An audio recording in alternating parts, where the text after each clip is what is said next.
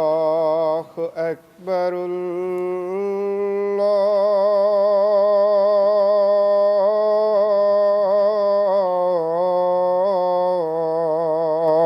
الله أكبر.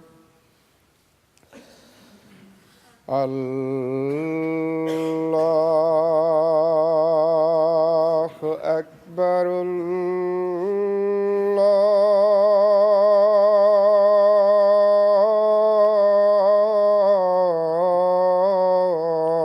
الله أكبر.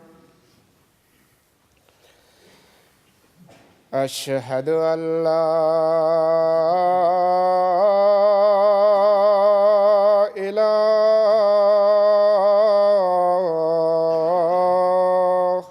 إلا الله.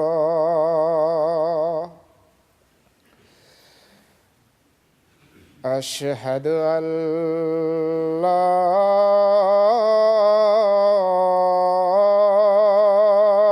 إله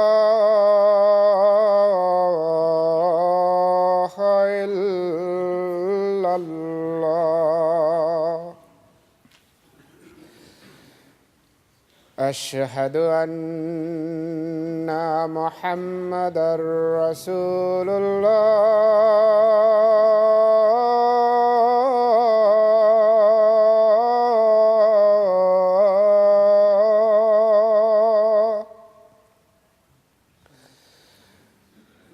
أشهد أن محمدًا رسول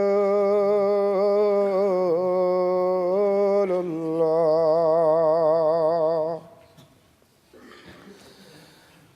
حي على الصلاة. حي على الصلاة.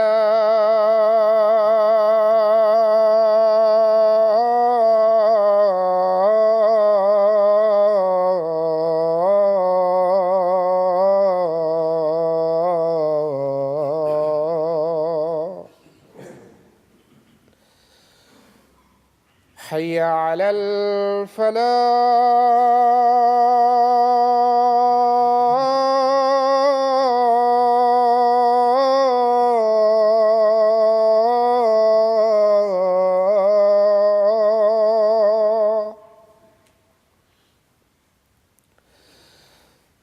حي على الفلاح.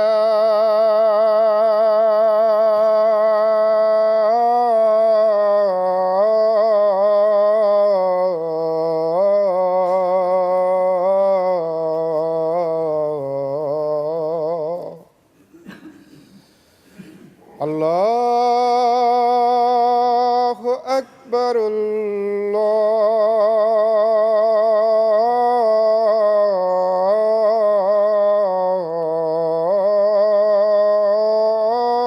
الله أكبر.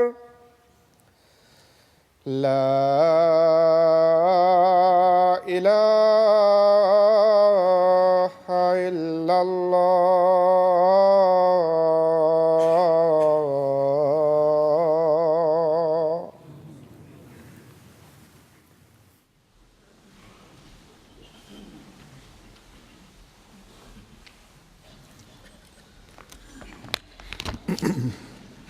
السلام عليكم ورحمة الله.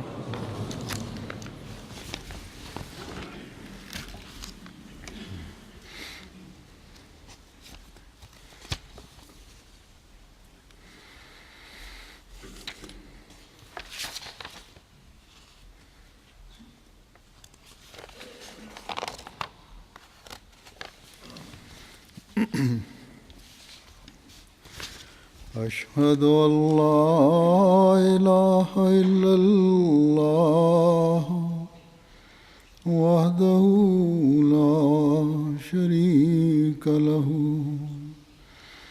وأشهد أن محمدًا عبده ورسوله. أما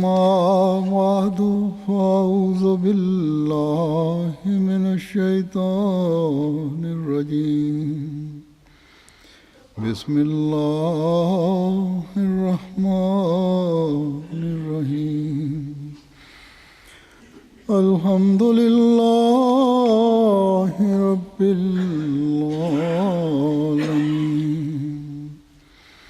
الرحمن الرحيم مالك يوم الدين إياك نعبد وإياك نستعين اهدنا الصراط المستقيم صراط الذين أنعمت عليهم غير المغضوب عليهم ولا الضالين يا أيها الذين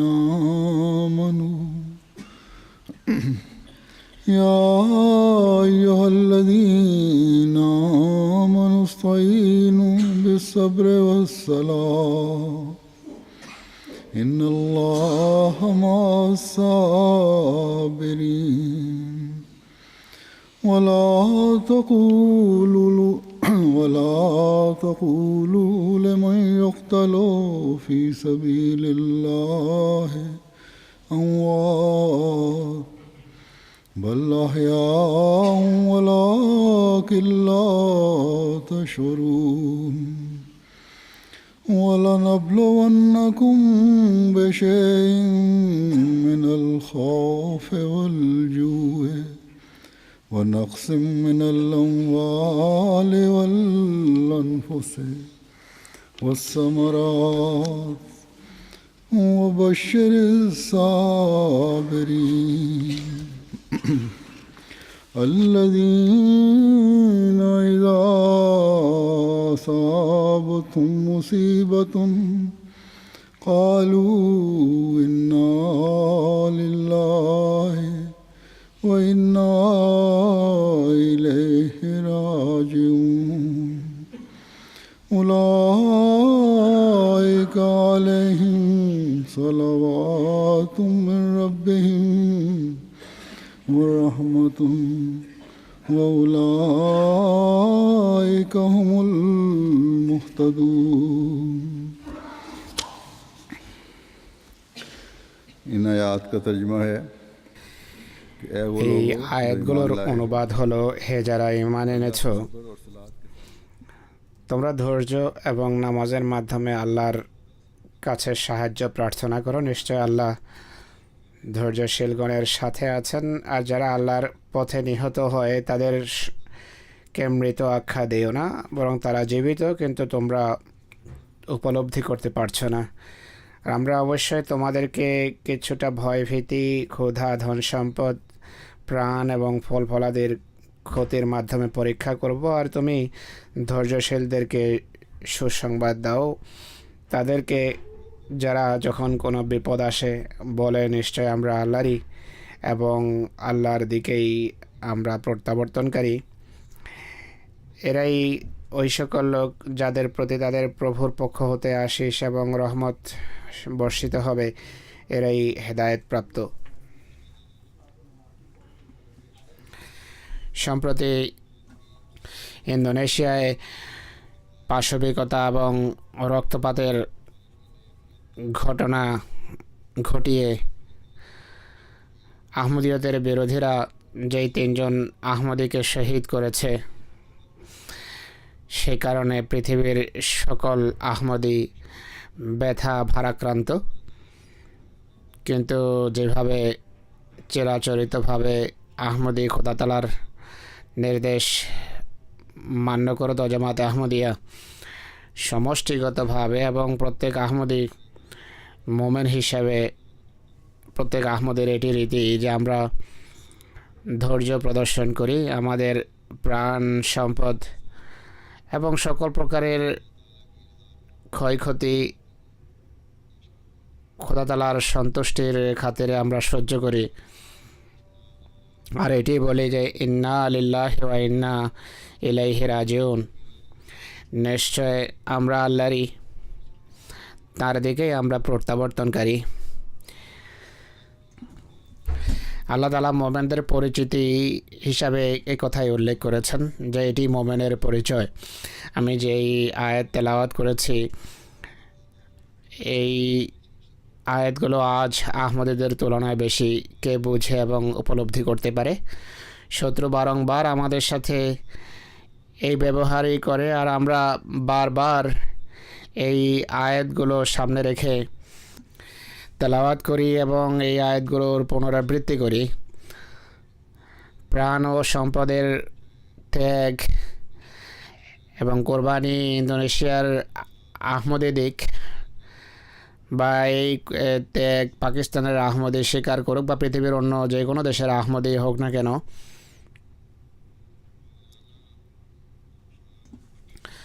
মোমেন সুলভ আচরণের প্রেরণা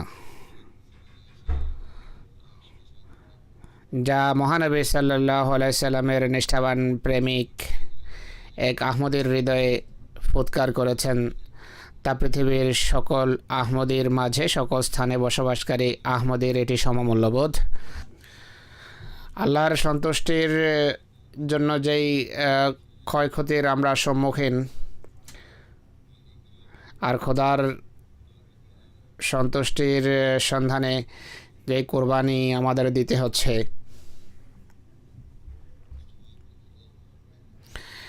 এমন পরিস্থিতিতে আমাদের এই উত্তরই শেখানো হয়েছে, এই উত্তর দেওয়ার নসিহত করা হয়েছে। আর একই উত্তর আমাদের মনিব এবং নেতা হজরত মুহাম্মদ সাল্লাল্লাহু আলাইহি ওয়াসাল্লাম দিয়েছেন। এই প্রেরণাই সাহাবাদের হৃদয়ে তিনি সঞ্চার করেছিলেন, যারা এর ব্যবহারিক এবং জীবন্ত দৃষ্টান্ত ছিলেন। বরং সকল নবীর মান্যকারীদের জন্য তাদের শত্রুরা যখন জীবন দুর্বিষহ করে তোলে, বরং সকল যুগের ফেরাউন ঈমান আনয়নকারীদের যখন মৃত্যু বা সত্যকে অস্বীকার করার মাঝে একটি বেছে নেওয়ার শর্ত দেয়, তখন ঈমান আনয়নকারীরা সবসময় নিজেদের ঈমানের দাবি করেছেন। হযরত মূসার যুগে জাদুকরদের সামনে যখন এটি স্পষ্ট হয়ে যায় যে আমাদের জাদুর মোকাবেলায় হযরত মূসা আলাইহিসসালাতু ওয়াসসালাম যা উপস্থাপন করছেন এটি জাগতিক কোনো জাদু নয়, কোনো ভেলকিবাজি নয়, বরং এটি ঐশী সমর্থন যা তার পক্ষে প্রকাশিত হচ্ছে। এটি এমন একটি নিদর্শন যার জাগতিক ষড়যন্ত্রের বলে বলিয়ান হয়ে মোকাবেলা করা যায় না।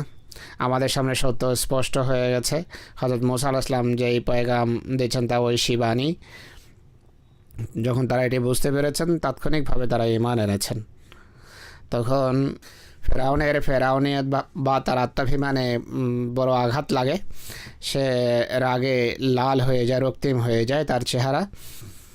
সে বলে যে তোমাদের এই কর্মের বা ঈমান আনার এমন শাস্তি আমি তোমাদেরকে দেব যা চিরকাল স্মরণ থাকবে তোমাদের। তখন ঈমান আনয়নকারীরা ফেরাউনকে এই উত্তরই দিয়েছিলেন যে আমরা তোমাকে আল্লাহর নিদর্শনের উপর প্রাধান্য দিতে পারি না, খোদার প্রতি ঈমানের উপর প্রাধান্য দিতে পারে না। ফাকদে মা আনতাকাদ ইন্নামা তাকদে হাদিহিল হায়াতিদ দুনিয়া। অতএব আমাদেরকে ঈমান থেকে বিচ্যুত করার জন্য যত শক্তি পারো প্রয়োগ করো। তুমি শুধু আমাদের এই ইহজাগতিক জীবনেরই অবসান ঘটাতে পারবে, কিন্তু ঈমান আনার পর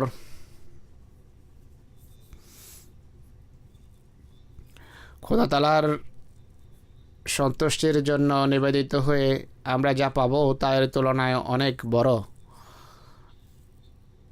যার কথা তোমার রাজত্ব ভাবতেও পারে না।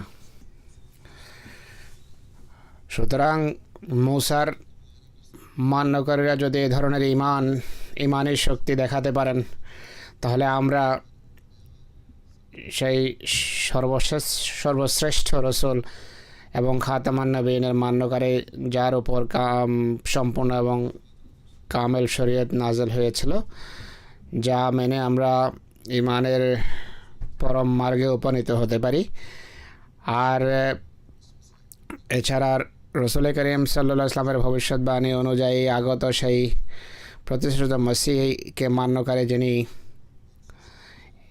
ইমানকে সুরাইয়া নক্ষত্র থেকে নিয়ে এসে উপর্যুপরি বা ধারাবাহিক নিদর্শনের মাধ্যমে আমাদের ইমানকে দৃঢ় করেছেন। অতএব আমরা কি আজকের ফেরাউন এবং ফেরাউনের চেলাদের ভয়ে নিজেদের ইমানকে নষ্ট করব? যেখানে খোদা তাআলা আমাদেরকে ওয়াবাশশিরিস সাবিরিনের শুভ সংবাদ দিচ্ছেন, আমাদের ধৈর্য প্রদর্শন এবং জীবন উৎসর্গ করার কারণে চিরস্থায়ী জান্নাতের শুভ সংবাদ দিচ্ছেন। অতএব যারা ইমানের এমন পর্যায়ে উপনীত,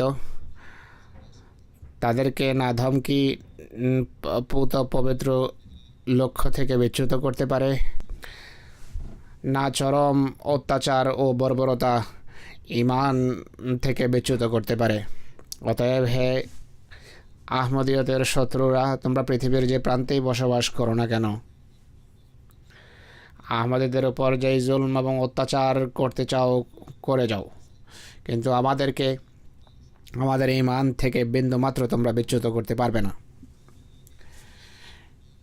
পৃথিবীর সকল স্থানের আহমদীদের এই উত্তরেই তোমরা শুনবে যে ফাকদে মা আনতাকাদ, যা পারো করো, আমাদেরকে ইনশাআল্লাহ আমাদের ইমান থেকে তোমরা কখনো বিচ্যুত করতে পারবে না। ইন্দোনেশিয়ার আহমদীরাও শত্রুদের একই উত্তর দিয়েছেন। বিভিন্ন সময়ে এই সমস্ত আহমদীদেরকে পূর্বেও হুমকি ধমকি দেওয়া হয়েছে, কিন্তু ইমানের সম্পদে সমৃদ্ধ এই সমস্ত আহমদীরা ইমানে এই সমস্ত হুমকি ধমকির ভ্রুক্ষেপ করেননি। ছোট একটি জামাত, ক্ষুদ্র একটি জামাত, যেখানে এই হৃদয় বিদারক ঘটনা ঘটেছে। 30 সদস্য বিশিষ্ট একটি জামাত এটি। বাচ্চা এবং মহিলারাও এর অন্তর্ভুক্ত। 60টি পরিবার সেখানে বসবাস করছিল আহমদীদের, কিন্তু তারা সকলেই শত্রুর সামনে নতজানু হতে অস্বীকার করেছেন, জামাত থেকে বিচ্ছিন্ন হতে অস্বীকার করেছেন, আর এই নামধারী মোল্লাদের অন্ধ অনুকরণ করতে অস্বীকার করেছেন। মোল্লাদের বা তাদের চেলাদের সবচেয়ে বড় দাবি ছিল, তোমাদের মুআল্লিমকে এখান থেকে বের করো। অথচ মুআল্লিম বহিরাগত কেউ নন, বাইরে থেকে আসেননি, বরং একই গ্রামে অধিবাসী।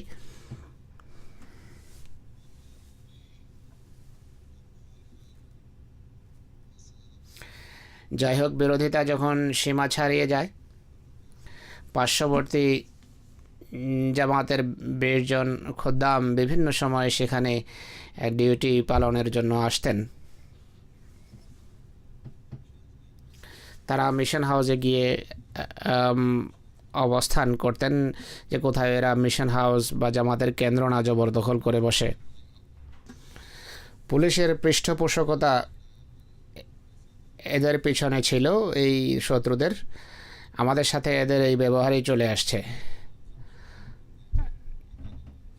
এদের নির্দেশে যখনই আমরা কোনো ঘর, মসজিদ বা মিশন হাউস খালি করি, তখন প্রশাসন হয়তো এতে তালা লাগিয়ে দেয় বা মানুষের হাতে তুলে দেয়। বা এরা মোল্লারাও যদি জবরদখল করে, প্রশাসন তা খালি করায়নি। গত কয়েক বছর ধরে এই অভিজ্ঞতাই চলে আসছে। তাই এরপর সিদ্ধান্ত হয় যে আমরা কখনো কোনো কেন্দ্র খালি করব না, ঘটনা যাই ঘটুক না কেন। আমাদের আহমদীরা জামাতের কেন্দ্রে বা মিশন হাউসে ছিলেন, ভিতরেই ছিলেন। এই সমস্ত জালেমেরা, নরপশুরা ভিতরে গিয়ে কাস্তে, ছুরি, চাকু এবং লাঠি দ্বারা আক্রমণ করে আহমদীদের আহত, ক্ষতবিক্ষত করে এবং টেনে হেঁচড়ে বাইরে নিয়ে আসে। অথচ পুলিশ বাইরে দাঁড়িয়েছিল আর এই সব কিছু দেখছিল। দর্শকের ভূমিকায় অবতীর্ণ ছিল পুলিশ। 3 জন আহমদীকে শহীদ করে এবং 5 জন আহত হয়। সবাই এই খবর শুনেছেন, কিন্তু আল্লাহ তাআলার বিশেষ অনুগ্রহে জামাতের সভ্যদের সদস্যদের ইমানি অবস্থা সেভাবেই দৃঢ়, বরং দৃঢ়তর হয়েছে।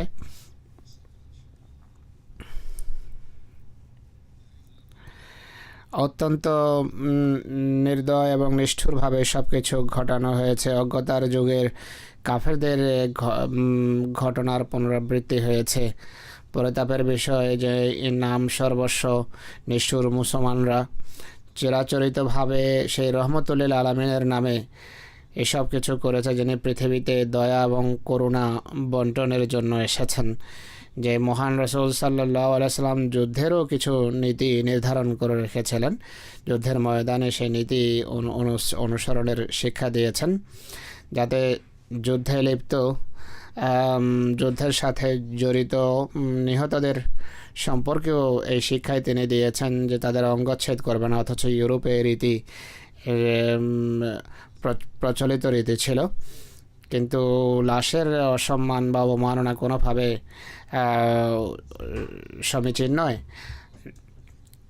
ধর্ম তো দূরের কথা, মানবতার তুচ্ছ হীন নীতিরও এটি পরিপন্থী। কিন্তু আহমদীদের উপর আক্রমণকারী এমন নির্দয়ভাবে লাশের অসম্মান করেছে যে লাশ চেনা যায় না। প্রথমে যে রিপোর্ট এসেছিল তাতে ভুলবশত অন্য কারো নাম দেওয়া হয়েছে, কিন্তু পরে যখন খুঁজে বের করা হলো তো জানা গেল যে এরা অন্য কেউ।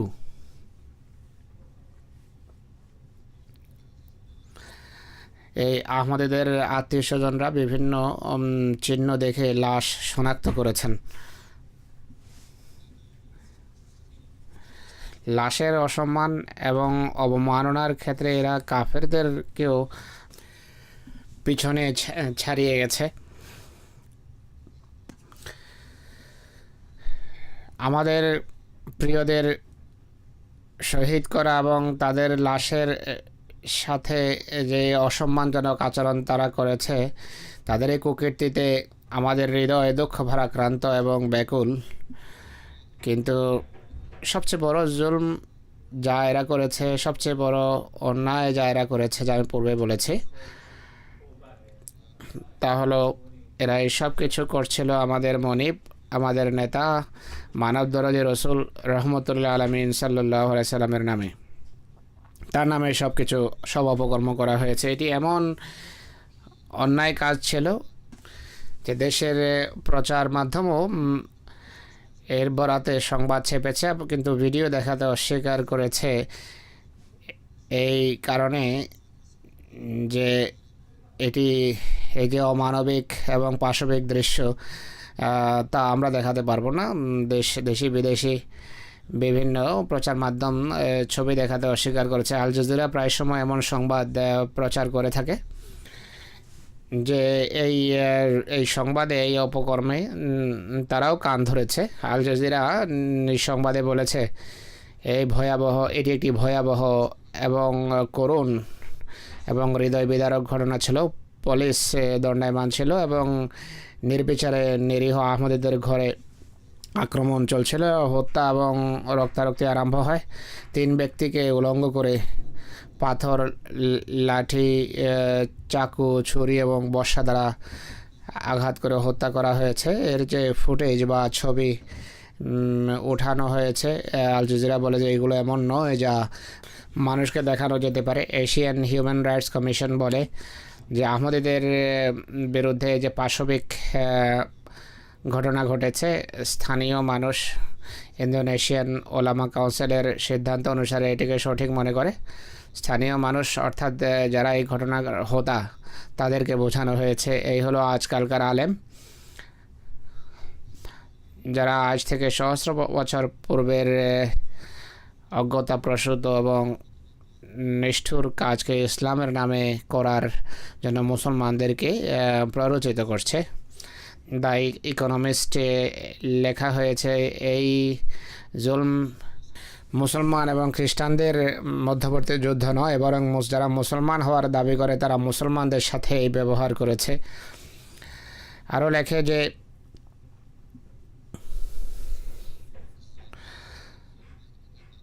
কারো ভিতরে যদি এই নিষ্ঠুর ব্যবহারের ফিল্ম দেখার মন থাকে, হৃদয় থাকে, তাহলে দেখবে যে এই হত্যা এবং খুনাখুনির পাশবিকতার সম্পূর্ণ ভিন্ন ধরনের একটি ঘটনা এটি, যা আধুনিক যুগের সভ্য এবং শিক্ষিত জগৎ ভাবতেই পারে না। আরও লিখেছে যে এটি অন্যান্য নাগরিকদের গভীরভাবে প্রকম্পিত করেছে। আমাদের অনেক আহমদি যারা এই ভিডিও দেখেছেন, যারাই দেখেছেন তারা আমাকে এটি লিখেছেন যে আধ মিনিটের বেশি দেখা সম্ভব নয় আমাদের জন্য। এক ভদ্রমহিলা লিখেছেন যে আমি বাচ্চাদের দৃষ্টির আড়ালে গিয়ে দেখি এবং কাঁদতে থাকে বাচ্চারা, চিন্তিত ছিল যে কী হচ্ছে, আমাদের আম্মা কেন কাঁদছেন।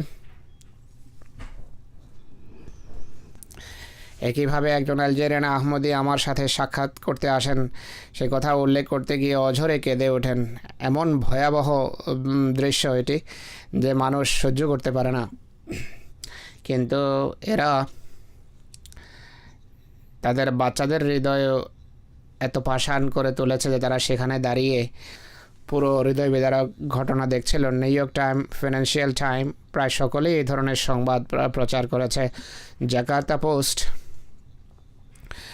ইন্দোনেশিয়ার স্থানীয় একটি পত্রিকা, এক প্রাবন্ধিক তার প্রবন্ধে লেখেন যে জামাতে আহমদিয়ার সভ্য এবং সদস্যদের উপর সর্বশেষ আক্রমণ যে কারণেই হোক না কেন, এটি অবশ্যই প্রকাশ পায় যে আমাদের সমাজে সংখ্যালঘিষ্ঠ শ্রেণীর জন্য কোনো প্রকারের সভ্য এবং শালীন চিন্তাভাবনা নেই, অথচ আহমদি এবং অন্যান্য ধর্মীয় দলগুলো দেশ গঠনে সমানভাবে অবদান রেখেছে। ইন্দোনেশিয়ার গঠনে আহমদিদের এবং অন্যদের ভূমিকা সমান। লেখে যে এই দুঃখজনক ঘটনা ইন্দোনেশিয়ার ইতিহাসের এক অম্লান এবং স্থায়ী ঘটনা। আরও লিখেছে যারা মনে করে জামাতে আহমদিয়ার শিক্ষা অ-ইসলামিক, তাই তাদের জীবিত থাকার কোনো অধিকার নেই, এরা সবাই সঠিক পথ থেকে বিচ্যুত বা যাদেরকে বিভ্রান্ত করা হয়েছে। আবার লেখে যে বিংশ শতাব্দীর নতুন এবং আধুনিক চিন্তাধারা এবং উন্নত চিন্তাধারা আহমদি পণ্ডিতেরাই ইন্দোনেশিয়াকে দিয়েছে। আর এতে আরও লেখা হয়েছে যে আমাদের নেতা, যাদের ভিতর সুকান্ন অন্তর্ভুক্ত, তিনি কোরআনের অনুবাদ জামাতে আহমদিয়ার আলেমের কৃত অনুবাদই পড়েছেন, যা পড়ে কোরআন কারীম বুঝেছেন তিনি, যার ফলে তার জ্ঞান বৃদ্ধি পেয়েছে। আরও লেখে যে আমরা এই সংখ্যালঘিষ্ঠ শ্রেণীর প্রতি অবশ্যই কৃতজ্ঞ। আহমদিয়া মুসলিম জামাতের এই দেশের জন্য সেবা অমূল্য। এটি সেই প্রবন্ধের সারাংশ যা জাকার্তা পোস্টে ছেপেছে। এই লেখক জাকার্তা ইসলামী বিশ্ববিদ্যালয়ের একজন lecturer. Jakarta post, Jakarta globe এই প্রেক্ষাপটে, এই ঘটনার প্রেক্ষাপটে সংবাদ ছেপেছেন এবং তারা কঠোর ভাষায় এই কাজের সমালোচনা করেছেন এবং প্রত্যাখ্যান করেছে, আর সরকারের দৃষ্টি তারা আকর্ষণ করেছেন। নিদেন পক্ষে সেখানকার প্রচার মাধ্যম এবং শিক্ষিত শ্রেণীর ভিতরে সৎসাহস আছে, তারা জুলম এবং অন্যায়ের বিরুদ্ধে আওয়াজ উত্তোলন করেছেন, কিছু বলার সাহস দেখিয়েছেন, যা থেকে জাতির কল্যাণের আশা করা যেতে পারে। হায়, এই সৎসাহস যদি পাকিস্তানের শিক্ষিত শ্রেণী এবং সংবাদ মাধ্যম প্রচার মাধ্যমে সৃষ্টি হতো। আহমদিয়া মুসলিম জামাতের বিরোধিতা ইন্দোনেশিয়ায় নতুন কোনো ঘটনা নয়। যেভাবে ঐশী জামাতের বিরুদ্ধে তাগুতি শক্তি এবং শয়তানি শক্তির আচরণ চলে আসছে, জামাতে আহমদিয়া কোনো না কোনোভাবে, বিশেষ করে ইসলামী বিশ্বে, জামাতে আহমদিয়ার বিরোধিতা হয়ে আসছে এবং বিরোধিতা হয়ে থাকে। আর ইন্দোনেশিয়ায় জামাতের প্রতিষ্ঠা লগ্ন থেকেই বিরোধিতা চলে আসছে। মোল্লা আদিকাল থেকেই সঠিক পথ থেকে বিচ্যুত। আর ইন্দোনেশিয়ায় এই মোল্লা সবসময় আহমদিয়া মুসলিম জামাতের বিরোধিতা করে আসছে। মোল্লা যে দেশের অধিবাসী হোক না কেন, এটি তার রীতি, সে তো সত্য মানবে না, গ্রহণ করবে না, কেননা তাদের কিছু স্বার্থ আছে। তারা জানে যে সত্য যদি তারা গ্রহণ করে তাদের জীবিকার পথ বন্ধ হয়ে যাবে, তারা গুরুত্ব হারিয়ে বসবে, তাদের জ্ঞানের স্বরূপ বা বহর প্রকাশ পেয়ে যাবে। যাই হোক, আমি আজ ইন্দোনেশিয়ান জামাতের সংক্ষিপ্ত ইতিহাস এবং জুলম অত্যাচার আর নির্যাতনের ঘটনা, শহীদদের কথা উল্লেখ করব। ইন্দোনেশিয়ায় ইসলামের পুনর্জাগরণ এবং আহমদীয়তের প্রচার ঐশী তাকদীরের অধীনে অদ্ভুতভাবে সূচিত হয়েছে। এদেশের জন্য গর্বের বিষয় হলো এদেশের 4 ব্যক্তি আহমদিয়া জামাতের কেন্দ্র কাদিয়ান গিয়ে স্বয়ং ইসলাম গ্রহণের সুযোগ পেয়েছেন। কোনো মোবাল্লেগ তখন পর্যন্ত ইন্দোনেশিয়ায় যাননি, বরং 4 জন স্থানীয় ইন্দোনেশিয়ান স্বয়ং কাদিয়ান আসেন। আহমদি হওয়ার উদ্দেশ্যে কিন্তু তারা কাদিয়ান আসেননি, বরং তারা ঘুরতে ঘুরতে কাদিয়ান পৌঁছান। এর বিস্তারিত বিবরণ হল 1923 সনে সুমাত্রার 4 যুবক মোহতরম মৌলভী আবু বকর আইয়ুব, মৌলভী আহমদ নুরুদ্দিন সাহেব, মৌলভী জৈনি ধালান সাহেব এবং হাজি মাহমুদ সাহেব ধর্মীয় জ্ঞান অর্জনের জন্য সুমাত্রা থেকে ভারত আসেন। ঐশী তাকদীর তাদের কলকাতা, লখনউ এবং লাহোরের পর কাদিয়ান নিয়ে আসে। 1923 সনের আগস্টে 4 জন যুবক কাদিয়ানে হযরত খলিফাতুল মসিহ সানির কাছে আসেন এবং ধর্মীয় শিক্ষার ব্যবস্থা করার অনুরোধ করেন। হুজুর রাদিয়াল্লাহু আনহু তাদের অনুরোধ গ্রহণ করে তাদের শিক্ষার সুব্যবস্থা করেন। আর শিক্ষা চলাকালেই তাদের সামনে আহমদীয়তের সত্যতা স্পষ্ট হয়ে যায় এবং তারা আহমদীয়ত গ্রহণ করেন। তো কাদিয়ানে বয়াতকারী ইন্দোনেশিয়ান যুবকগণ বয়াতের পর আহমদীয়তের আলোতে স্বদেশকে অচেরে আলোকিত করার চেষ্টা করেন। কাদিয়ান অবস্থানকালেই স্বদেশে আত্মীয় স্বজনকে তবলিগি চিঠিপত্র প্রেরণ আরম্ভ করেন। এভাবে ইন্দোনেশিয়ায় তবলিগের জন্য পথ সুগম হওয়া আরম্ভ হয়। হযরত খলিফাতুল মসিহ সানি রাদিয়াল্লাহু আনহু ইউরোপ সফরের পর যখন দেশে ফিরে আসেন 29 নভেম্বর 1924 সনে, তখন এক হুজুরের সম্মানে এক অভ্যর্থনার ব্যবস্থা করা হয়। সেই অভ্যর্থনায় হুজুর ইন্দোনেশিয়ার এই ছাত্ররা হুজুরকে অনুরোধ করেন যে হুজুর দূরপ্রাচ্যের এই সমস্ত দ্বীপের দিকে দৃষ্টি দেন। তখন হুজুর প্রতিশ্রুতি দেন যে ইনশাল্লাহ আমি বা আমার কোনো প্রতিনিধি আপনাদের দেশে যাবে। হযরত খলিফাতুল মসিহ সানি রাদিয়াল্লাহু আনহু হযরত মৌলভী রহমত আলী সাহেবকে মনোনীত করেন এবং সেখানে প্রেরণ করেন, যিনি সামুদ্রিক পথে 1925 সনের সেপ্টেম্বরে ইন্দোনেশিয়া পৌঁছেন। সর্বপ্রথম সুমাত্রায় আচিয়ার একটি ছোট গ্রাম তাপাতুংয়ে আগমন করেন। সেখানকার সভ্যতা এবং সংস্কৃতি ছিল ভিন্ন, ভাষা ছিল ভিন্ন। অপরিচিত মানুষ তার স্বদেশী ভাষা কেউ জানত না, কিন্তু সমস্ত প্রাথমিক সমস্যা হযরত মৌলভী সাহেবের সংকল্পে এতটুকু চিড় ধরাতে পারেনি। ভাষা শিক্ষার পাশাপাশি তিনি ব্যক্তিগতভাবে তাবলীগ আরম্ভ করে দেন।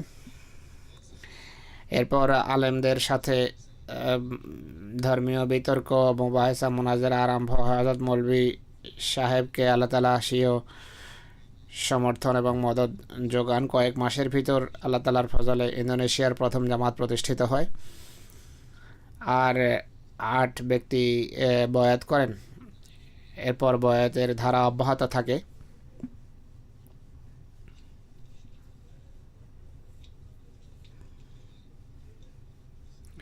একটি দীর্ঘ কাহিনী এটি।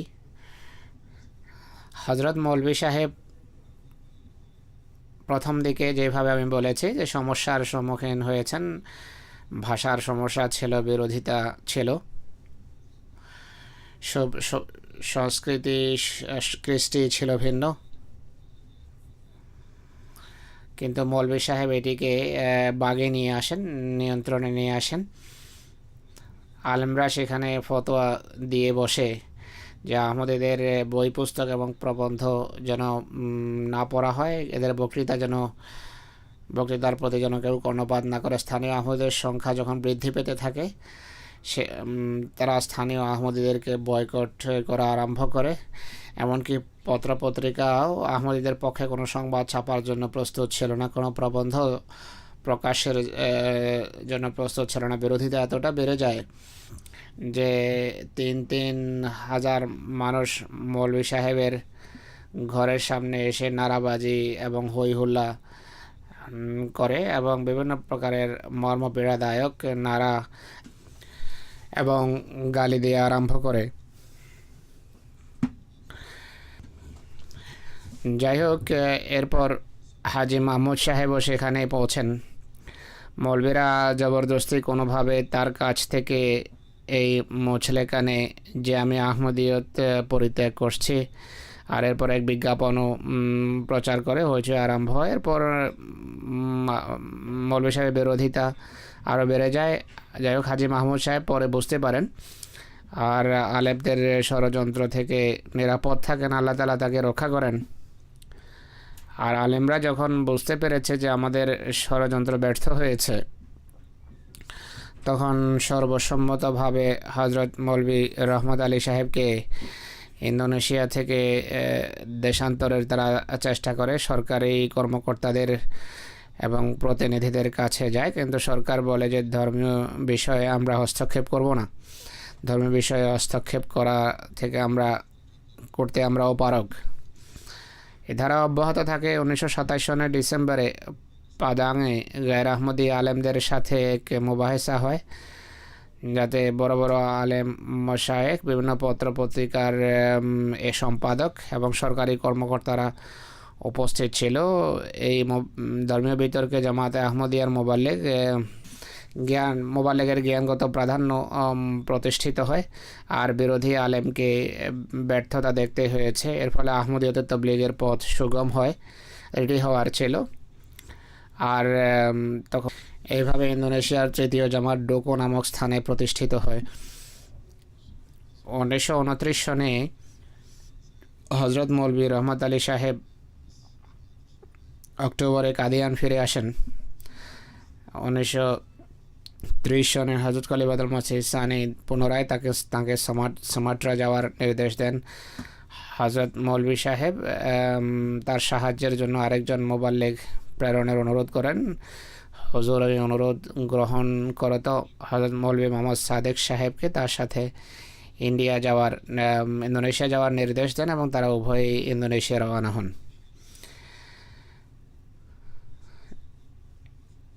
ইন্দোনেশিয়ায় আহমদিয়তের অন্যদের পাশাপাশি আহমদিয়তের বিরোধিতাও বৃদ্ধি পেতে থাকে।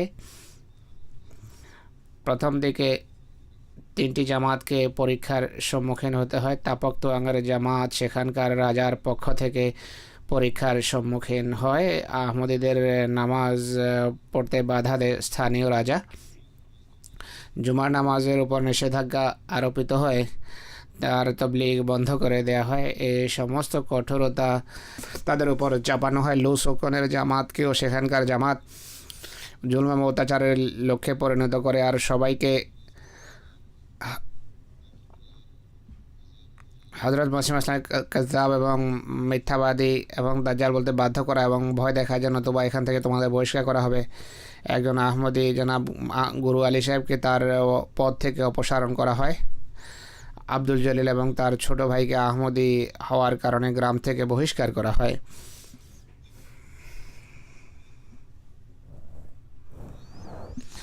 যাই হোক, মৌলভী আবু বকর আইয়ুব সাহেবও তখন কাদিয়ান থেকে সেখানে ফিরে আসেন। কাসারান অঞ্চলে তিনি তবলিগ করছিলেন। তবলিগের উপর তার নিষেধাজ্ঞা আরোপিত হয়। একদিন রাতের 12টার পর শহরের এক বড় পুলিশ কর্মকর্তা সেখানকার রাজার নির্দেশে তাকে গ্রেফতার করার জন্য আসে। উপস্থিত লোকদের নাম সে নোট করেন এবং বলে যে আপনি এবং আপনার সাথীরা সকালে চিফ জাস্টিসের অফিসে হাজিরি দেবেন। যখন মৌলভী সাহেব এবং তার সাথীরা চিফ জাস্টিসের দপ্তরে আসেন, তাকে প্রশ্নবাণে জর্জরিত করে। চিফ সাহেব প্রশ্ন করে তাকে আটকানোর চেষ্টা করেন, কিন্তু আল্লাহ তাআলার ফজলে মৌলভী সাহেব অন্তর্দৃষ্টির ভিত্তিতে বুদ্ধিমত্তা এবং প্রজ্ঞার সাথে সব প্রশ্ন উত্তর দেন। চিফ জাস্টিসের যে অফিসারের উপর এর অনেক ইতিবাচক প্রভাব পড়ে। তখন বিচারকের যেই প্রতাপ সেটি উবে যেতে থাকে এবং মনোযোগ সহকারে আহমদিয়ত সম্পর্কে প্রায় আধা ঘন্টা তিনি জ্ঞান অর্জন করেন। এরপর সসম্মানে তাদের সবাইকে তিনি বিদায় দেন, অর্থাৎ আহমদীদেরকে সসম্মানে বিদায় দেন, খালাস করেন, নির্দোষ খালাস করেন। আমি যেভাবে বলেছি যে ইন্দোনেশিয়ান প্রাবন্ধিক ইন্দোনেশিয়া জামাতে আহমদিয়ার খেদমত এবং সেবার কথা উল্লেখ করেছেন। এর সংক্ষিপ্ত ইতিহাস আমি তুলে ধরব। পুরোই বলেছি যে জামাত সেখানে কিভাবে প্রতিষ্ঠিত হয়, প্রথম দিকে কি কি সমস্যার সম্মুখীন ছিল জামাত। এখানে শুরু থেকেই বিরোধিতা চলে আসছে জামাত কি কি খেদমত করেছে, কি কি অবদান রেখেছে তা বলছি। ইন্দোনেশিয়ার স্বাধীনতা আন্দোলনের পক্ষে উপমহাদেশ থেকে হজরত মুসলিহমদ রাজিয়াল্লাহু আনহু জোরদার আওয়াজ উঠান এবং অন্যান্য মুসলমানদেরকে বলেন যে ইন্দোনেশিয়ার মুসলমানদের স্বাধীনতা আন্দোলনের জোরালো সমর্থন করুন। হযরত খলিফাতুল মসিহ সানি রাদিয়াল্লাহু আনহু 16 আগস্ট 1946 সনের এক খুতবা জুমায় এই কথা ঘোষণা করেন। হুজুরের এই ঘোষণার পর কাদিয়ানের কেন্দ্রীয় প্রেস ছাড়াও পৃথিবীর বিভিন্ন দেশের আহমদিয়া মিশনকে ইন্দোনেশিয়ার স্বাধীনতা আন্দোলনের পক্ষে জোরদার কণ্ঠ হিসাবে কাজ করার নির্দেশ দেন। এরপর ইন্দোনেশিয়া স্বাধীনতা লাভ করে। এর বিস্তারিত বিবরণ হলো, জাপানি ক্ষমতার অবসানের পর ডক্টর সুকার্নো 17 আগস্ট 1945 সনে ইন্দোনেশিয়ার স্বাধীনতা ঘোষণা করেন। আর ডাচ সরকারের বিরুদ্ধে সারা দেশে স্বাধীনতা যুদ্ধ আরম্ভ হয়। তখন আহমদিয়তের মুবাল্লিগ এবং অন্যান্য আহমদেরা হযরত খলিফাতুল মসিহ সানি রাদিয়াল্লাহু আনহুর নির্দেশে স্বাধীনতা আন্দোলনে সর্বাত্মক ভূমিকা রাখেন। আর আহমদিয়তের জামাতের মুবাল্লিগ এবং নেতৃস্থানীয় কর্মকর্তারা রিপাবলিকান সরকারের সাথে সম্মিলিতভাবে কাজ করে। সৈয়দ শাহ মোহাম্মদ সাহেব জাকার্তা পৌঁছেন, ডক্টর সুকার্নোর সাথে সাক্ষাৎ করেন এবং তাকে অনুরোধ করেন যে আমি এই স্বাধীনতা আন্দোলনে অংশ নিয়ে এই দেশে খেদমত করতে চাই। তিনিও মুবাল্লিগ ছিলেন। সুকার্নো তাকে অন্যান্য কাজের পাশাপাশি রেডিও থেকে উর্দু ভাষায় সংবাদ প্রচারের দায়িত্ব তার উপর অর্পণ করেন। এছাড়া মৌলভী আব্দুল ওয়াহেদ সাহেব, মালিক আজিজ আহমদ খান সাহেবও প্রায় 2-3 মাস রেডিওতে সংবাদ প্রচার করেন। সৈয়দ শাহ মোহাম্মদ সাহেব উৎসাহ উদ্দীপনার সাথে আন্দোলনে অংশ নেন। ইন্দোনেশিয়ার তার উৎসাহ উদ্দীপনা এত বেশি ছিল যে সাবেক স্বরাষ্ট্রমন্ত্রী বলেন যে আমরা সৈয়দ শাহ মোহাম্মদ সাহেবকে স্বজাতির এক সদস্য মনে করি। তিনি ভারতীয় নন, বরং আমাদের স্বজাতিরই তিনি এক সভ্য।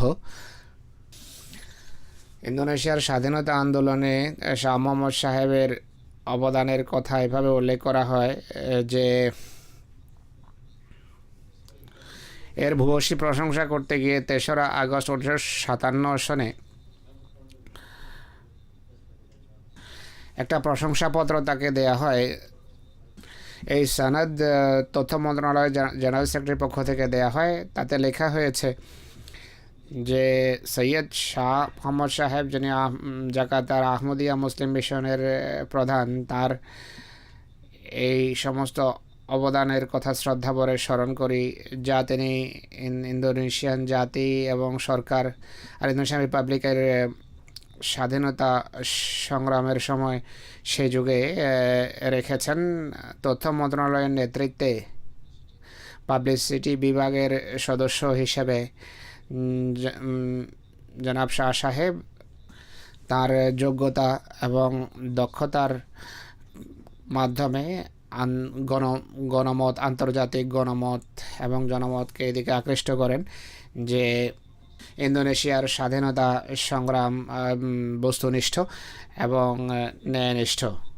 আবার লিখেছে যে যখন ডাচ সরকার ইন্দোনেশিয়ার রাজধানী জাকার্তার উপর আক্রমণ করে তা জবরদখল করে, তখনও তিনি আমাদের স্বাধীনতা সংগ্রামের আন্দোলনে তার সাহায্য অব্যাহত রাখেন। আবার লেখেন যে জাতিসংঘের সিদ্ধান্ত অনুসারে জাকার্তা থেকে যখন ওলন্দাজ বাহিনী বহিষ্কৃত হয়, জাকার্তায় যে নতুন সরকার আসে, সেই সময়েও তিনি সেই কমিটির সদস্য ছিলেন যা ইন্দোনেশিয়ান রিপাবলিকের সরকার গঠনের জন্য গঠিত হয়েছিল। এই সার্টিফিকেট আরও লেখা আছে যে প্রেসিডেন্ট সুকার্নো যখন ডাচ সরকারের পক্ষ থেকে আরোপিত নজরবন্দির পর জাকার্তায় ফিরে আসেন, তখনও সেই কমিটির সদস্য ছিলেন, যে কমিটি সুকার্নোকে স্বাগত জানায়। এই প্রশংসা বলতে আরও লেখা আছে যে ডাচ সরকারের কাছ থেকে ক্ষমতা গ্রহণের পর সুকার্নো যখন জাকার্তায় আসেন, তিনি সেই কাফেলার অংশ ছিলেন যারা সুকার্নোর সাথে এসেছিল। তিনি একমাত্র বিদেশি ছিলেন সেই কাফেলায়। সরকারের বিভিন্ন দপ্তর যখন জাকার্তায় স্থানান্তরিত হয়, তিনি ইন্দোনেশিয়ান রেডিওর প্রচার ও প্রসার বিভাগের সাথে সংশ্লিষ্ট হয়ে উর্দু প্রোগ্রাম অত্যন্ত দক্ষতার সাথে প্রচার করতে থাকেন। এরপর ইন্দোনেশিয়ার আহমদিয়া মুসলিম মিশনের প্রধান হিসাবেও তিনি তার দায়িত্ব অব্যাহত রাখেন। ইন্দোনেশিয়ার প্রথম প্রেসিডেন্ট, যার কথা উল্লেখ করা হয়েছে পূর্বে, যে তিনি কোরআনে কারীম আহমদীদের কাছেই পড়েছেন, তিনি তার বই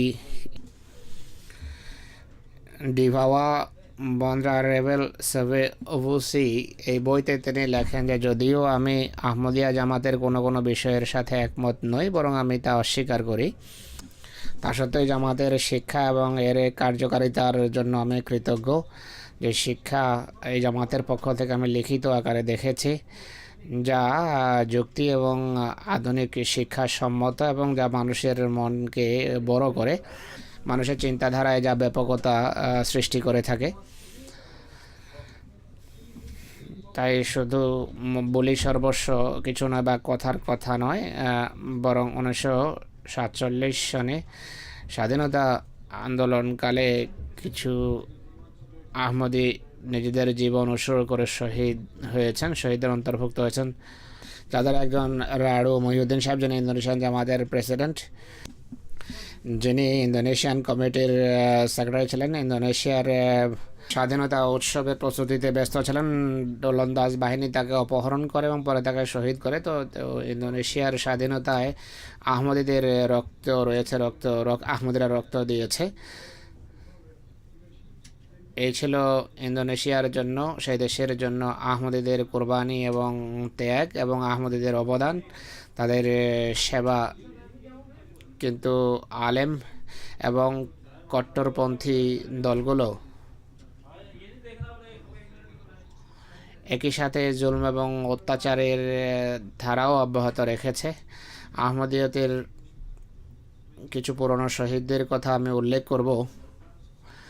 1947 সনে নিম্নলিখিত 6 জন আহমদীকে শহীদ করা হয়: জনাব জেদাদ সাহেব, জনাব সুরা সাহেব, জনাব সায়রি সাহেব, জনাব হাজি হাসান সাহেব, জনাব রাডিন সালে সাহেব, জনাব দেহলান সাহেব।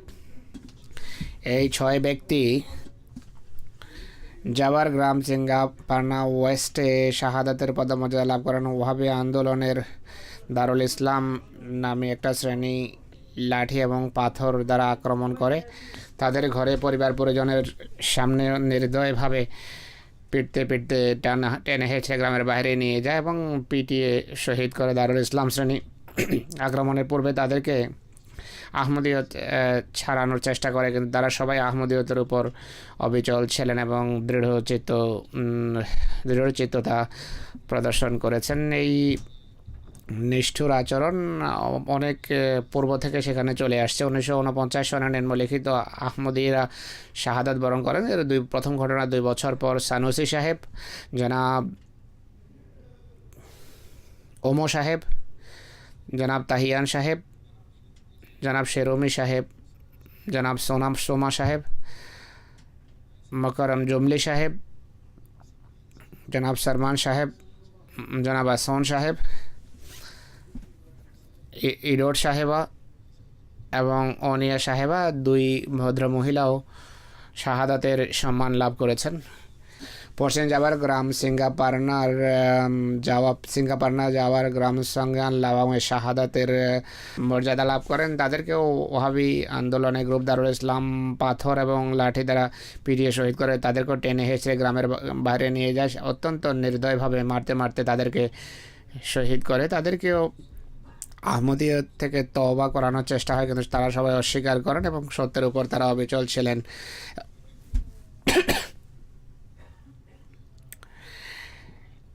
এরপর জামাতে আহমদিয়ার বিরোধিতার একটি ভয়াবহ যুগের সূচনা হয় 2001 সনে, যখন মোকাররম পাপুক হাসান সাহেবকে 22 জুন 2001 সনে শহীদ করা হয়। তার বয়স ছিল 55 বছর।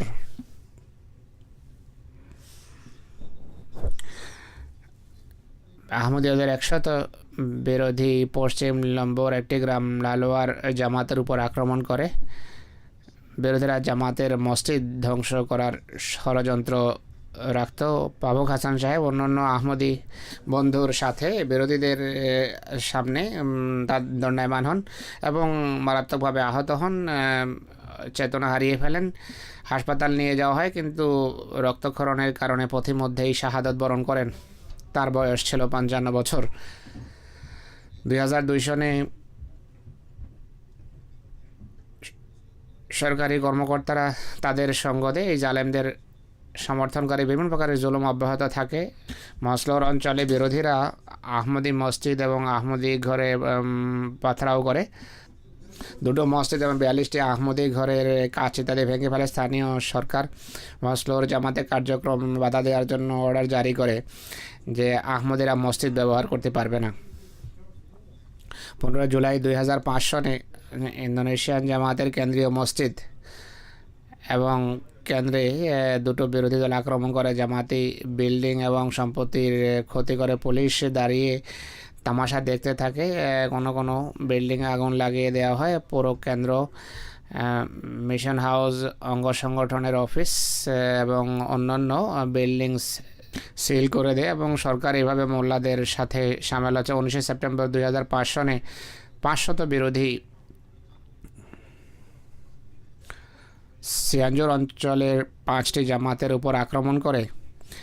5টি জামাতের মসজিদের অনেক ক্ষয়ক্ষতি হয়। দরজা জানালা কাঁচ ভাঙা হয়। মিশন হাউসের ক্ষতি করা হয়। আসবাবপত্র জ্বালিয়ে দেয়। 86টি ঘরের ক্ষতি করা হয়, ভাঙচুর করা হয়। কোনো কোনো ঘর জ্বালিয়ে দেয়। বিভিন্ন জিনিস লুটে নিয়ে যায়। কোনো কোনো স্থানে আহমদিয়া মাদ্রাসার ক্ষয়ক্ষতি হয়। এই সমস্ত জামাতে আহমদী বন্ধুদের কার এবং মোটর সাইকেলও জ্বালিয়ে দেওয়া হয়। 19 অক্টোবর 2005 সনের রাতের 9টায় 100 বিরোধী কিতাপাং জামাতের উপর আক্রমণ করে। 3টি আহমদী ঘরের ক্ষতি করে। 2 আহমদী বন্ধু আহত হন। এই জামাতের বন্ধুরা পূর্বে পাঙ্কোর এবং সিলোন অঞ্চলে বসবাস করছিলেন, যেখানে 2002 সনে বিরোধীরা আক্রমণ করে। তাদের ঘর থেকে তাদেরকে বহিষ্কার করে, তাদের ঘর জ্বালিয়ে দেয় এবং মসজিদও জ্বালিয়ে দেয়। সেখান থেকে হিজরত করে তারা কেটাপাং অঞ্চলে আসেন। আর অক্টোবর 2005 সনে এখানেও তাদের উপর আক্রমণ করা হয়। কিন্তু সকল কষ্ট সহ্য করেছেন তারা সর্বত্র, কিন্তু ইমানের উপর ছিলেন তারা অবিচল। ফেব্রুয়ারি 2006 সনে পশ্চিম নম্বুক দ্বীপের জামাতে কিতাবাঙ্গের উপর আক্রমণ হয়। 23টি ঘরের ক্ষতি করা হয়, 6টি ঘর জ্বালিয়ে দেওয়া হয়। জামাতের বন্ধুদের দোকানের ক্ষতি হয়, বিভিন্ন জিনিস লুটে নিয়ে যায়, তাদের গবাদি পশু ছিনে নেয়। জামাতের 129 ব্যক্তি গৃহহারা হয়ে এই এলাকা ছেড়ে দেন। 10 নভেম্বর 2007 সনে মাম্বুয়ান গ্রামে স্থানীয় মৌলবীর নেতৃত্বে মাদ্রাসার ছাত্ররা আমাদের মসজিদ ভেঙে ফেলে। 26 আহমদীকে এই এলাকা থেকে অন্যত্র স্থানান্তরিত হতে হয়। সেপ্টেম্বর 2007 সনে সিম্বাপারানার মসজিদে বিরোধীদের পক্ষ থেকে তৃতীয় আক্রমণ হয়। মসজিদের সমস্ত জানালা ভেঙে দেওয়া হয়, ছাদের ক্ষতি করা হয়, বিভিন্ন আসবাবপত্র এবং ফার্নিচার ভেঙে ফেলে। 18 ডিসেম্বর 2007 সনে বিরোধী, যাদের সংখ্যা 500-এর অধিক ছিল, তারা জামাতের উপর আক্রমণ করে। বিরোধীদের সম্পর্ক ডিফেন্স ফ্রন্ট এবং ইন্দোনেশিয়ার মজলিস মুজাহিদিনের সাথে ছিল। জামাতের দুটো মসজিদের ক্ষতি করে, ভাঙচুর করে, আর মসজিদের বিভিন্ন জিনিসপত্র নষ্ট করার পাশাপাশি 12টি কোরআনে করিমও জ্বালিয়ে দেয়। 9টি মসজিদকে পুলিশ সিল করে ঘরের ক্ষতি করে আর ভাঙচুর করে। 3 ব্যক্তি আহত হয়। যাই হোক, এই কারণে আহমদীদেরকে সেখান থেকে বেরোতে বাধ্য করা হয়। আজ পর্যন্ত একই অবস্থা অনেক জায়গায় সেখানে বিরাজ করছে। এই হলো অতীতের ঘটনা, ইন্দোনেশিয়ার সাথে ঘটছে, কিন্তু আল্লাহ তাআলার ফজলে ইমানের দৃঢ়তা তারা প্রদর্শন করছেন, ইমানের উপর প্রতিষ্ঠিত এবং সকল দুষ্কৃতির ধৈর্যের সাথে তারা উত্তমভাবে মোকাবেলা করছেন। এই যে নতুন শাহাদাতের ঘটনা ঘটেছে, এটি সেই চলমান জুলুম ও অত্যাচারেরই অব্যাহত একটি প্রক্রিয়া। কিন্তু আমি যেভাবে বলেছি যে এবার স্থানীয় প্রচার মাধ্যমও লিখেছে এবং বাইরের বিভিন্ন প্রচার মাধ্যমে লিখেছে, আর এই ঘটনা প্রচুর অগণিত মানুষের অনেকে নাড়া দিয়েছে। যাই হোক, আমি শহীদদের স্মৃতিচারণ করছি। প্রথম শহীদ হলেন জনাব তুবা কোস চান্দ্রা মোবারক সাহেব। জন্মগত সূত্রে আহমদী, বয়স ছিল 34 বছর। জামাতের কেন্দ্রে থাকতেন। তিনি স্ত্রী রেখে গেছেন যিনি অন্তঃসত্ত্বা, 5 মাসের অন্তঃসত্ত্বা। 8 বছরের বিবাহিত জীবনে তার প্রথম সন্তান হতে যাচ্ছে। তার ইচ্ছা ছিল যে বাচ্চা ওয়াকফ করব। ওয়াকফের কাগজপত্র পূরণ করেছেন, কেন্দ্রে তখনও পাঠাননি। ইনশাল্লাহ আসলে ওয়াকফে হতে অন্তর্ভুক্ত হবে বাচ্চা। চান্দ্রা সাহেব জামাতের কৃষি সেক্রেটারি ছিলেন। কেন্দ্রে জামাতের যে জমি আছে তার সেই জমির দায়িত্ব তার উপর অর্পিত। অত্যন্ত মুখলেস, জামাতের কাজে নিবেদিত প্রাণ, রীতিমতো চাঁদা দিতেন। তার পুরো পরিবার অত্যন্ত নিষ্ঠাবান আহমদী। ঘটনার একদিন পূর্বে তার স্ত্রী তাকে বলেন, জামাত শিখিছে যেখানে আক্রমণ হয়েছে সেখানে যাবেন না, আমি অন্তঃসত্ত্বা, আমার প্রতি দৃষ্টি রাখা উচিত, হয়তো আমার দিকে দৃষ্টি দিন বা জামাতের দিকে। তিনি বলেন যে আমি জামাতকে এখন প্রাধান্য দেব। ড্রাইভার হিসাবে, চালক হিসাবে সেখানে যাওয়ার ছিল, আর যে সমস্ত খোদ্দামের ডিউটি দেওয়ার কথা তাদের পৌঁছানোর ছিল, সেখানে যেতেই আক্রমণ হয়। তিনি তার কর্মীদের সাথে ভালো ব্যবহার করতেন, নামাজ মসজিদে বা জামাত পড়তেন, স্ত্রীকেও বলতেন যে সময় মতো নামাজ পড়া উচিত। এক বীর খাদেম ছিলেন। তুবা কোস চান্দ্রা মোবারক সাহেব, যার কথা এখন বলছি, মিশন হাউসের ভিতরে ছিলেন, সব খোদ্দামের সামনেই ছিলেন। বিরোধীরা তার দেহে অজস্র ধারায় ছুরিকাঘাত করে এবং নির্দয়ভাবে, এরপর বিরোধীরা তার দেহকে ঝুলিয়ে দেয় এবং মারতে থাকে। এরপর তার লাশ নামিয়ে লাশে লাঠি দ্বারা আঘাত করতে থাকে এবং লাশ বিকৃত করে। প্রথমে তার লাশ চেনা জানে, পরে চান্দ্রা সাহেবের ছোট ভাই এসে লাশ শরীরের একটি চিহ্ন থেকে শনাক্ত করেন যে এটি তার ভাই চান্দ্রা সাহেবের লাশ। দ্বিতীয় শহীদ হলেন আহমদ হোসেন সাহেব। তার সম্পর্ক উত্তর জাকার্তার সাথে, বয়স ছিল 31 বছর। 2002 সনে বয়াতের সৌভাগ্য হয়। স্ত্রী ছাড়া 4 সন্তান সন্ততি রেখে গেছেন। আহমদিয়তের সংবাদ পান 2000 সনে। হযরত খলিফাতুল মসিহ রাবে রাহমাহুল্লাহ ইন্দোনেশিয়া যান। এক আহমদি বন্ধু তাকে বই দেন পড়ার জন্য। তিনি গভীর আগ্রহের সাথে তা পড়েন এবং 2 বছরের গবেষণার পর বয়াত করার সিদ্ধান্ত নেন। পরে তার স্ত্রীও বয়াত করেন এবং খুব দ্রুত আহমদিয়তের সত্যতার উপর অবিচলতার সাথে প্রতিষ্ঠিত। আহমদিয়ত গ্রহণের পূর্বে তিনি পিতামাতার সাথে ভালো ব্যবহার করতেন না, কিন্তু আহমদিয়ত গ্রহণের পর তার পিতামাতা আনন্দিত হন, কেননা তার স্বভাব চরিত্র উন্নতি করে। তিনি পিতামাতার প্রতি শ্রদ্ধাশীল ছিলেন, কোমল ব্যবহার করতেন, আধ্যাত্মিকতার ক্ষেত্রে অনেক উন্নতি করেন। তিনি বলেন যে আমি যখন তবলিগ করি স্বর্গীয় সাহায্য অনুভব করি এবং আল্লাহ তাআলা আমার চাহিদা পূরণ করেন, অভাব দূর করেন। একদিন টাকার প্রয়োজন দেখাতে ঘর ভাড়া দেওয়ার কথা ছিল, দৈনন্দিন কোনো কাজের জন্য পয়সার প্রয়োজন ছিল। অনেক দোয়া করেন। কিছুক্ষণ পর এক ব্যক্তি আসেন, তাকে কাজের জন্য নিয়ে যায়। যেই টাকা পেয়েছেন সেই টাকার মাধ্যমে তার অভাব মোচন হয়। নিজ জীবনে অন্যের কাজে আসার তারপরও বাসনা ছিল। তিনি স্বপ্নে দেখেন খলিফাতুল মসিহ আউয়াল, খলিফা সানি, খলিফা সালেস এবং খলিফা রাবে রাহমাহুল্লাহকে দেখেন স্বপ্নে এবং সাক্ষাৎ হয় তাদের সাথে। তাবলীগের মাধ্যমে তিনি অনেক বয়াত করেছেন, বড় সাহসী ছিলেন। অনেক পরে আসেন, কিন্তু অনেকের তুলনায় এগিয়ে যান। তার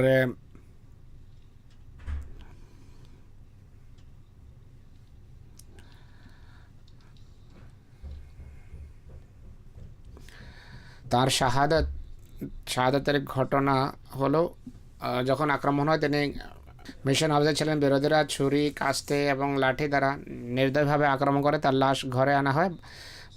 বারবার বিরোধীরা পুলিশ এবং মানুষের সামনে লাশে আঘাত করতে থাকে।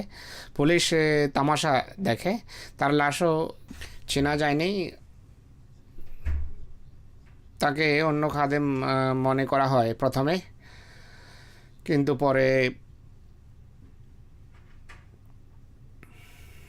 সঠিকভাবে যখন দেখা গেল তখন স্পষ্ট হলো যে ইনি ওরসোনো সাহেব, অন্য কোনো খাদেম নন। রনি পারসানি সাহেব শাহাদাতের সময় তার বয়স ছিল 35 বছর। 11 জানুয়ারি 2008 সনে বয়াত করেছেন, 2 বছর পূর্বেই বয়াত করেছেন। উত্তর জাকার্তার অধিবাসী ছিলেন।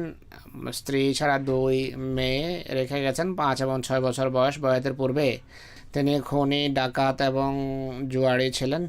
বরসোনো সাহেব যিনি শহীদ হয়েছেন, তার তাবলিগের মাধ্যমে ইনি আহমদের সম্পর্কে অবগত হন। এক রাতে স্বপ্নে দেখেন যে এক বুজুর্গের সাথে সাক্ষাৎ হয় যিনি পাগড়ি পরিহিত ছিলেন। একদিন বরসোনো সাহেবের ঘরে তার সাথে দেখা করতে আসেন। দেয়ালে হযরত মসিহ ইসলামের ছবি দেখে বলেন যে তাকে আমি স্বপ্নে দেখেছি। এভাবে আহমদিয়তের কাছে আসেন, জামাতি বই পুস্তক পড়েন। 2008 সনে বরণী সাহেব বয়াতের সৌভাগ্য লাভ করেন, বয়াতের সৌভাগ্য পান। বয়াতের পর তার অবস্থায় পাল্টে যায়। তার স্ত্রী বিস্মিত ছিলেন যে রনি সাহেবের জীবনে আধ্যাত্মিক বিপ্লব কীভাবে আসলো। কোনো না কোনো তার পূর্ণ খোদার দৃষ্টিতে পছন্দনীয় ছিল, যে কারণে আল্লাহ তাআলা এত বড় সম্মান তাকে দিয়েছেন এবং সত্য গ্রহণের তৌফিক দিয়েছেন পুরো পাপ পরিত্যাগের পর, এবং শাহাদাতের মর্যাদা পেয়েছেন। 5 বেলার নামাজ ছাড়াও তাহাজ্জুদও পড়তেন তিনি। আর জামাতি বই পুস্তক রীতিমতো পড়তেন, রীতিমতো চাঁদা দিতেন। অনেক বড় সাহসী মানুষ ছিলেন। 2 বছর বা যতটা সময় পেয়েছেন অনেক তবলিগ করেছেন। তার তবলিগের ফলে অনেক বয়াত হয়েছে। একটি গুরুত্বপূর্ণ কথা হলো, বেশ কয়েকবার বলতেন যে শহীদ হিসেবে মৃত্যুবরণের বাসনা আমার, আল্লাহ তাআলা তার বাসনা পূর্ণ করেছেন। জানাব উরনি ও সারানি সাহেবের শাহাদাতও জানাব বরসোনো সাহেবের মতো হয়েছে। বিরোধীরা ছুরি, কাস্তে এবং লাঠি দ্বারা আঘাত করে, আর এরপর একইভাবে অসম্মান করা হয় তার লাশের, তার চেহারা বিকৃত করা হয়। তো তারা যাদেরকে আল্লাহ তাআলা জান্নাতের শুভ সংবাদ দিয়েছেন, যারা চিরস্থায়ী জীবন লাভ করেছেন, যারা আহমদিয়া আকাশের উজ্জ্বল নক্ষত্র, আল্লাহ তাআলা তাদের পদমর্যাদা উন্নীত করুন। তাদের শোক সন্তপ্ত পরিবারকে ধৈর্য এবং সাহস দেন এবং স্বয়ং তাদের হেফাজত এবং সুরক্ষার ব্যবস্থা নেন। ইন্দোনেশিয়া জামাতের প্রত্যেক ব্যক্তির ইমান আল্লাহ তাআলা পূর্বের তুলনায় দৃঢ় করুন। হযরত মসিহ মউদ আলাইহিস সালাতু ওয়াস সালাম তার যে কাশফের কথা উল্লেখ করতে গিয়ে হযরত সাহেব আব্দুল লতিফের পদাঙ্ক অনুসরণকারী আরও কিছু মানুষের কথা উল্লেখ করেছেন। দূর দূরান্তের বসবাসকারী এই সমস্ত মানুষও তাদের অন্তর্ভুক্ত, যাদের অনেকেই আহমদি খলিফাদের কাউকে দেখেননি, কিন্তু তাদের ইমানের দৃঢ়তা সত্যি দৃষ্টান্তমূলক। খেলাফতের সাথে বিশ্বস্ততার সম্পর্ক অনুকরণীয়। হযরত মসিহ মউদ আলাইহিস সালাতু ওয়াস সালামের কাশফের কথা আমি কোনো খুতবায় বলেছি, আবার বলছি। কাশফে তিনি বলেন যে কাশফে দিব্যদর্শনে আমি দেখেছি যে আমাদের বাগান থেকে সরুর একটি উঁচু শাখা কাটা হয়েছে। আমি বললাম যে এই শাখা মাটিতে রোপণ করো যেন তা বড় হয় এবং ফুল দেয়। তিনি বলেন যে আমি এর অর্থ এটি করি যে আল্লাহ তাআলা তাদের স্থলাভিষিক্ত অনেক মানুষ সৃষ্টি করবেন, অর্থাৎ সাহেবজাদা আব্দুল লতিফ শহীদ রাদিয়াল্লাহু আনহুর স্থলাভিষিক্ত অনেক এমন মানুষ সৃষ্টি করবেন। অতএব এই সমস্ত শহীদরা স্বীয় পদমর্যাদায় উপনীত হয়েছেন এবং অনুকরণীয় দৃষ্টান্ত রেখে গেছেন এবং এই পৃথিবী থেকে বিদায় নিয়ে নিজ প্রভুর কাছে চলে গেছেন, উপস্থিত হয়েছেন। কাদিয়ান থেকে সহস্র মিল দূরে বসবাস করার সত্ত্বেও হযরত মসিহ ইসলামের সত্যতার পক্ষে সাক্ষ্য দিয়ে গেছেন। কিন্তু আমরা যারা পেছনে রয়ে গেছি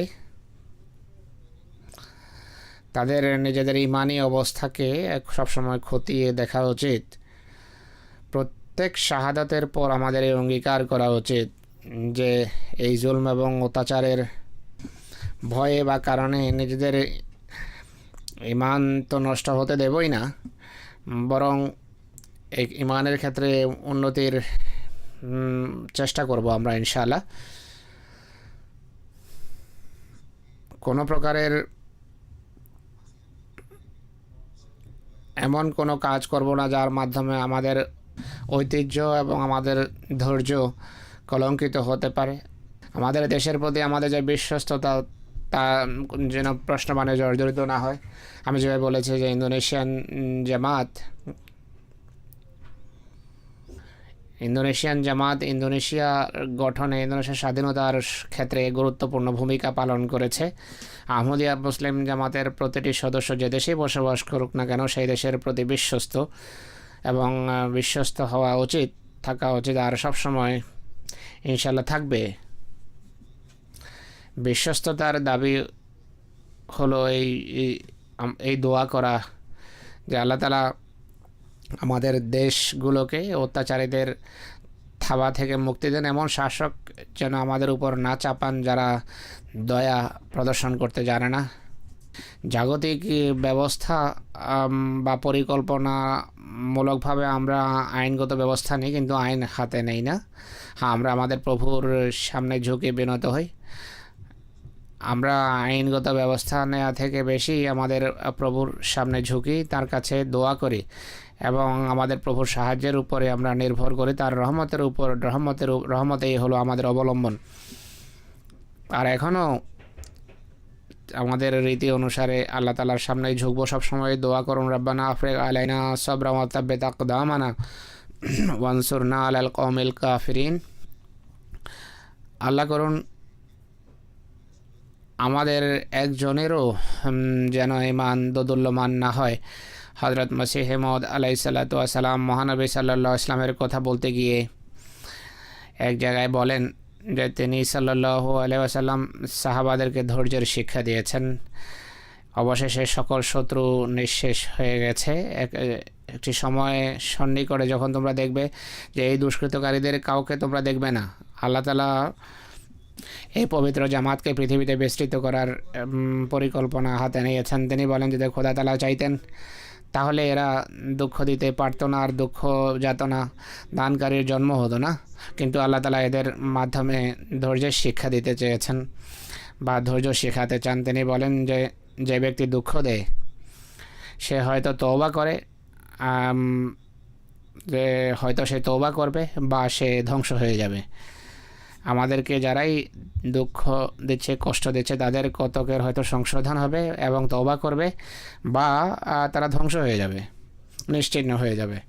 অতএব দোয়া এবং ধৈর্যের সাথে লক্ষ্য অর্জনের জন্য প্রত্যেক আহমদীর এগিয়ে যাওয়া উচিত। আল্লাহ তাআলা আমাদেরকে ধৈর্য শক্তি দেন আর দুষ্কৃতকারীদের আল্লাহ তাআলা নির্মূল করুন। আমরা হযরত মসিহ মউদ আলাইহিসসালাতু ওয়াসসালামের সাথে কৃত খোদার প্রতিশ্রুতি যেন পুরা হতে দেখি। আল্লাহ তাআলা আমাদেরকে নিজ নিরাপত্তার বেষ্টনীতে স্থান দেন এবং শত্রু ধৃত করুন। আমাদের বিরোধীদের সাথে আমাদের ব্যক্তিগত কোনো শত্রুতা নেই। এইসব কিছু হযরত মসিহ মউদের শত্রুতার কারণেই আজ আহমদীদের সাথে এরা এই ব্যবহার করছে। সর্বত্র মানুষ সীমা ছাড়িয়ে যাচ্ছে। আল্লাহ তাআলা শত্রুকে শিক্ষণীয় নিদর্শনে পরিণত করুন। আর খোদার দৃষ্টিতে যাদের সংশোধন হওয়া সম্ভব নয়, আল্লাহ তাআলা সত্তর অচিরেই তাদের ধৃত করুন। যারা আহত তাদের জন্য দোয়া করুন, আল্লাহ তাআলা সত্তর তাদেরকে আরোগ্য দান করুন। 3 জন আহত আহমদী এখনও হাসপাতালে আছেন, 2 জনকে রিলিজ করা হয়েছে। আল্লাহ তাআলার ফজলে তারা সুস্থ আছেন। ইন্দোনেশিয়ান আহমদীদেরকে আমি বিশেষভাবে বলতে চাই যে সারা বিশ্বের আহমদীদের দোয়া আপনাদের সাথে আছে। অনেক চিঠি আমি পাচ্ছি যাতে আপনাদের জন্য দুশ্চিন্তার কথা উল্লেখ করা হচ্ছে। এই জুলম এবং অত্যাচারের যেই হৃদয় বিদারক দৃশ্য বিভিন্ন ওয়েবসাইটে আহমদিরা দেখেছেন, তা প্রতিটি আহমদীকে এক বেদনা এবং ব্যাকুলতার সাগরে নিমজ্জিত করেছে। এই কারণে তারা আপনাদের জন্য দোয়া করছে। আল্লাহ তাআলা সকল আহমদের হেফাজত করুন, আল্লাহ তাআলা সকল অনিষ্ট থেকে, দুষ্কৃতি থেকে সকল আহমদীকে রক্ষা করুন, শত্রুর ষড়যন্ত্র যেন তাদের বিরুদ্ধে বর্তায়। আমি এই সকল শহীদদের নামাজে জানাজা গায়েব পূর্ব একই সাথে গতকাল মর্দানে যে ঘটনা ঘটেছে, পাঞ্জাব রেজিমেন্টে যে আত্মঘাতী বোমা হামলা হয়েছে, সামরিক প্রশিক্ষণ নিচ্ছিল অনেকেই, সে হামলার ফলে অনেকেই মারা যায়। আমাদের এক আহমদী যুবক মনির আহমদ সাহেবও ছিলেন সেখানে, যিনি ভর্তি হয়েছেন, বেগোয়ালের অধিবাসী ছিলেন এবং প্রশিক্ষণ নিচ্ছিলেন।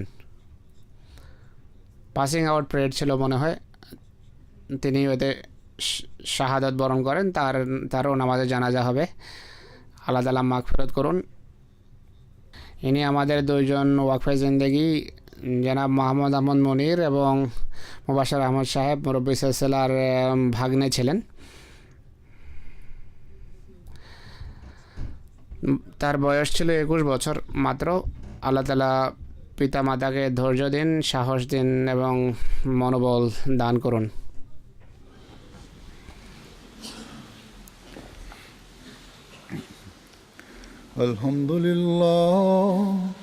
আলহামদুলিল্লাহ নাহমাদুহু ওয়া নাস্তাঈনুহু ওয়া নাস্তাগফিরুহু ওয়া নু'মিনু বিহি ওয়া নাতাওয়াক্কালু আলাইহি ওয়া নাউযু বিল্লাহি মিন শুরুরি আনফুসিনা ওয়া মিন সাইয়্যাতি আ'মালিনা।